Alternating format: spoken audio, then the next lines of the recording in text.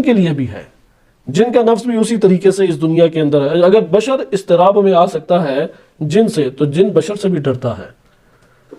بشر جن سے گھبراتا ہے، اور جن کس سے گھبراتا ہے؟ وہ بشر سے ڈر رہا ہوتا ہے۔ جس طرح سے بشر ہے کہ وہ جنوں کو قابو کر لیتا ہے، تسخیر کر لیتا ہے، جن بھی بشر کو قابو کر لیتے ہیں، وہ بھی تسخیر کر لیتے ہیں۔ بس ہمیں اس آیت سے پتہ لگ گیا جنوں کے قلوب بھی ہیں، ان کے بھی دل ہیں، وہ دل نرم بھی ہو سکتے ہیں، سخت بھی ہو سکتے ہیں۔ وہ جو قلوب کی تفصیلات قرآن کریم نے بیان کیا ہے کہ قلوب کی صفات قرآن نے تفصیل سے بیان کی ہیں، کوئی 12-13 صفات ممدوحہ ہیں، اچھی صفات، اور اسی طرح 16-17 صفات سیئہ قرآن نے ذکر کی ہیں۔ مثلا قلب عاصی ہے، بسم اللہ الرحمن الرحیم۔ اس لیے قرآن کریم نے انسان کی ہدایت کے لیے جن کے موضوع کو قرآن میں کئی آیات میں، صرف ایک آیت نہیں ہے، سورۃ الجن کے عنوان سے سورہ اتاری، متعدد آیات، کثیر آیات نازل کی تاکہ اس حقیقت کو، اس خلقت کو جان سکے۔ اب رسول جب آئے تو رسول جنوں میں کیا کام کرتے تھے، جنوں کے ساتھ کیسا رابطہ؟ تو قرآن بیان کر رہے یقصون علیکم آیاتی، میری آیات کو تمہارے اوپر پڑھیں گے، وَيُنذِرُونَكُمْ لِقَاءَ يَوْمِكُمْ هَذَا، اور یہ جو آج کا دن ملاقات کا ہے، جو اللہ تعالیٰ سے یعنی موت کے بعد جو تمہاری ملاقات ہے، اس دن سے انذار کریں گے۔ انذار یعنی خوفزدہ کریں گے کہ اس دنیا کے اندر تمہارے پاس مہلت ہے، فرصت ہے۔ فرصت اور مہلت جوانی میں ہوتی ہے، اس نقطے کو ہمیشہ ذہن نشین کریں۔ بڑھاپے میں تو وہ انجام دیتا ہے جو اس نے جوانی میں کاٹا تھا۔ بڑھاپا تو مجبوری کی زندگی ہے، بڑھاپا موت سے قریب زندگی ہے۔ لہذا جوانی کی زندگی میں جو انسان نے جو کچھ کر لیا، اگر لا ابالی، غافل اور اپنی مرضیوں کی پر چلنے والا رہا جوانی میں، بڑھاپے میں بھی یہی کرے گا۔ مگر یہ کہ بدن ساتھ چھوڑ دے تو اب ٹینشن سے بیٹھا ہوا ہے، لوگ سمجھیں شاید تسبیح پڑھ رہا ہے، وہ تسبیح نہیں پڑھ رہا، وہ ٹینشن سے وہاں پر بیٹھا ہوا ہے۔ لہذا جوانی کی عمر انسان کے لیے کام کی عمر ہے۔ یہاں پر بھی نبی انبیاء علیہ السلام کے آپ دیکھیں کہ وہ جب بشر اور جن میں جائیں، جن و انس میں جائیں، تو وہ کیا عمل انجام دیں گے؟ وہ جس عمل کو انجام دیں گے وہ آیات الہیہ کو ان کے سامنے پڑھیں گے۔ لہٰذا ہمیں آیات الہیہ سے پہلا تعلق قائم کرنا چاہیے۔ دوسرا، انہیں انذار کریں گے، خطرات سے آگاہ کریں گے کہ یہ کام کیا تو یہ نتیجہ نکلے گا۔ جیسے آپ بیان کرتے ہیں کہ اگر تم نے ہیٹر کو اس طرح سے رکھا، ممکن ہے کہ گیس پھیل کے مر جاؤ، اس طرح سے آگ لگ سکتی ہے، فلاں فلاں کام ہو سکتا ہے۔ آپ جہاں پہ بھی خطرے کی جگہ ہوتی ہے وہاں پہ ان امور کو لکھا جاتا ہے، ہدایات کی جاتی ہیں، خطرے سے آگاہ کیا جاتا ہے۔ انذار یعنی خطرے سے آگاہ کرنا۔ قالوا شہدنا علی انفسنا، کہ ہم اپنے نفسوں کے اوپر اس بات کے گواہ ہیں کہ ہماری طرف بھی رسول آئے تھے، آیات پڑھی گئی تھیں، انذار کا وظیفہ انجام دیا گیا تھا۔ وغرتهم الحیات الدنیا، پھر قرآن کہتا ہے کہ دنیاوی زندگی نے انہیں دھوکے میں مبتلا کر دیا، انہیں غرور میں مبتلا کر دیا، دھوکے میں مبتلا کر دیا۔ وشہدوا علی انفسہم، اور وہ اپنے نفوس کے اوپر جبکہ شاہد ہیں، وہ اقرار کر رہے ہیں کہ ہم سے یہ گناہ ہوا، ہم سے یہ کوتاہی ہوئی، ہم سے یہ غفلت ہوئی۔ انہم کانوا کافرین، چونکہ وہ کیا تھے؟ کافرین تھے۔ بس آپ نے ادھر دیکھا کہ ایمان اور کفر کی تقسیم اس آیت کریمہ سے واضح ہو گئی کہ جن بھی وہ چاہے چمٹ جائے، چاہے تنگ کرے، چاہے اذیت کرے، کوئی بھی جن ہو، وہ مومن اور کافر کی تقسیم سے باہر نہیں ہے۔ اس لیے مومن جن بھی ہیں، کافر جن بھی ہیں، ہمیں اس کا علم ہونا ضروری نہیں۔ ہمیں تو آس پاس گھروں کے اندر جو بشر رہ رہا ہے اس کا علم نہیں ہوتا، تو جنوں کا علم ہمیں کہاں سے ہونا ہے؟ جبکہ وہ حواس سے دکھائی نہیں دیتے، اس لیے ان کے پیچھے بھاگنے کی ضرورت بھی نہیں ہے۔ جس چیز کے پیچھے بھاگنے کی ضرورت ہے وہ یہی ہے، یقصون علیکم آیاتی، آیات الہیہ کے پیچھے بھاگو۔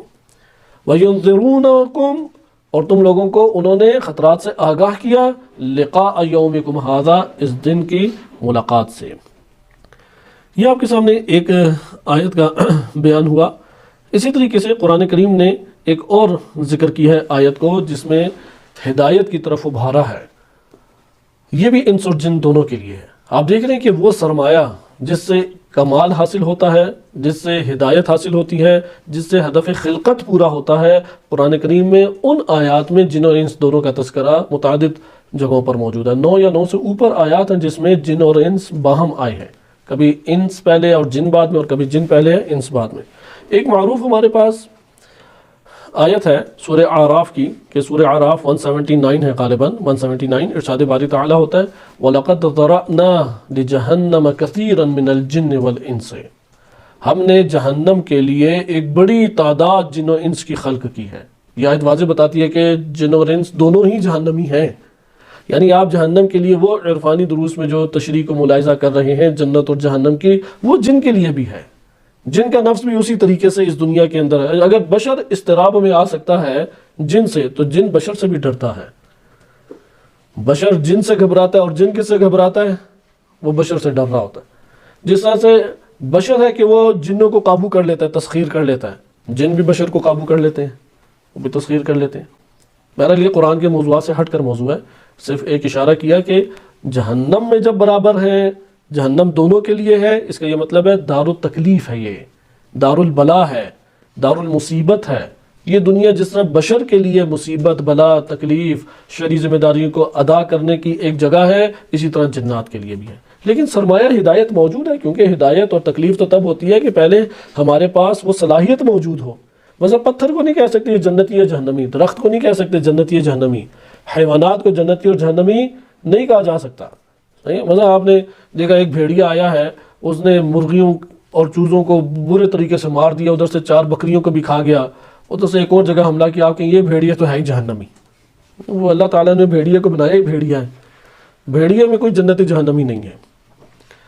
اور یہاں سے ہمارے لیے سوال بھی حل ہوتا ہے، قیامت کے اعتبار سے بالخصوص ایسا ہے کہ بعض جانوروں کے بارے میں کہا جاتا ہے وہ جنت میں جائیں گے، بعض جانوروں کے بارے میں ہے کہ وہ جنتی ہیں، جیسے اصحاب کہف کا کتا، تو وہ آخرت میں روز قیامت کے عنوان سے جنتی جہنمی نہیں ہے۔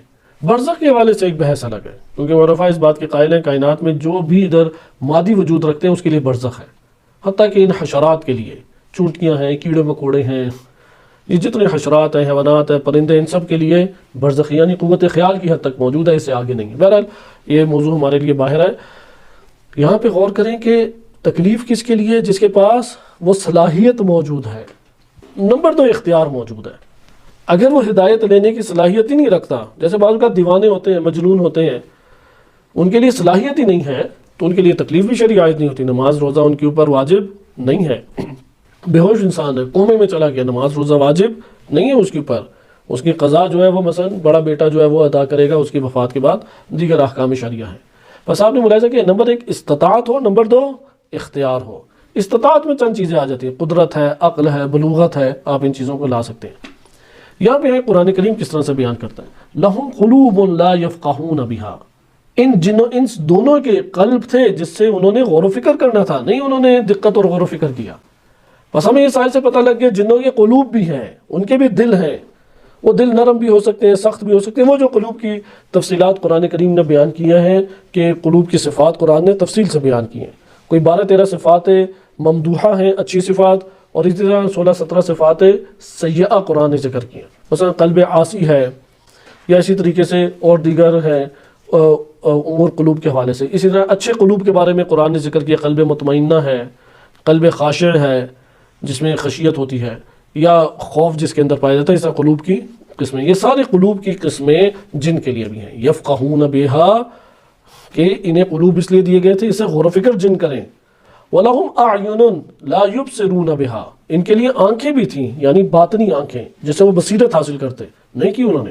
وَلَهُمْ آذَانٌ لَا يَسْمَعُونَ بِهَا، انہیں کان دیے گئے تھے تاکہ اسے سننے کا عمل انجام دیں، لیکن انہوں نے ان تینوں ہدایت کے جو ذرائع تھے ان سے ہدایت حاصل ہوتی ہے، قلب و عین و سمع، دل، آنکھ، کان، سننے سے، دیکھنے سے اور غور و فکر کر کے سمجھنے سے، اس سے ہدایت انسان کو حاصل ہوتی ہے۔ اگر بشر نے اسے ختم کر دیا، بشر کا بھی وہی نتیجہ جو قرآن نے بیان کری۔ اگر جن نے اس طرح سے کیا تو جن کے لیے بھی وہی نتیجہ جو قرآن بیان کر رہا ہے، وہ کیا، اولئک کالانعام، یہ مویشیوں کی مانند ہے۔ انہوں نے اپنے آپ کو اوپر سے نیچے گرا دیا، تنزلی کی طرف انہوں نے سفر کیا ہے۔ اولئک کالانعام، یہ مویشیوں کی مانند ہے، بل ہم اضل، بلکہ اس سے بھی گمراہ تر ہیں۔ اولئک هم الغافلون، یہی جن و انس ہیں کہ جو غافل کہلائیں گے۔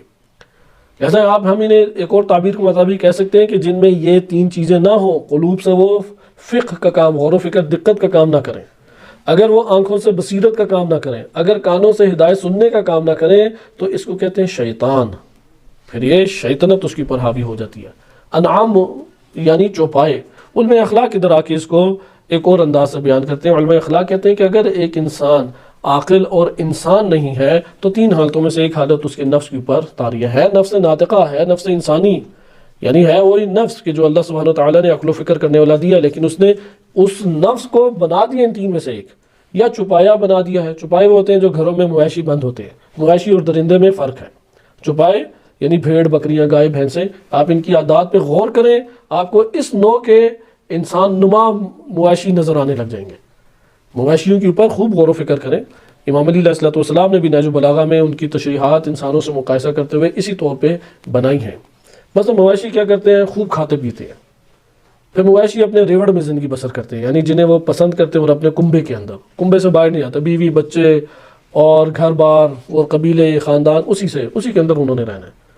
پھر وہ تھوڑی بہت حرکت کریں گے، کھانا پینا ہضم ہو، جا کے سو جائیں۔ تھوڑی سی خوف زدہ کرنے والی چیز سنیں گے تو ڈر جائیں گے، گھبرا جائیں گے۔ کھا پی کے سب سے پہلے ان کے اوپر غلبہ نیند کا ہی ہوتا ہے، اور زندگی میں ان کے کوئی بڑا ہم و غم نہیں ہے۔ صبح اٹھیں گے پہلا ہم و غم یہی ہوگا کھانا کیا ہے، رات کو جب جا رہے ہوں گے تو چباتے ہوئے جا رہے ہوں گے۔ اس لیے جس کی صبح اس طور پہ شروع ہو کہ آج کوئی نہاری ناشتے میں ہونی چاہیے، یا فلاں کوئی چنوں کا ناشتہ کرنا چاہیے، فلاں ناشتوں کی اقسام ہیں، دوپہر ہو تو پھر ایک اور لسٹ آ جائے، اور رات کی فکر ہو تو رات کو وہ کھانا کھایا، اس کے بعد کوئی کھیل کود کیا، تو یہ ہر روز وہ اپنے وجود کے اندر مویشی کو جنم دے رہا ہے۔ اگر ملکہ بن جائے، ملکہ نہیں بنا اس کے اندر، چونکہ روزہ اس طور پہ انسان کو آ کے حیوانیت سے آزاد کرتا ہے، اگر ملکہ بن جائے تو پھر تو پکا مویشی ہے۔ اب وہ دم درود پڑتا رہے، وہ ہے مویشی۔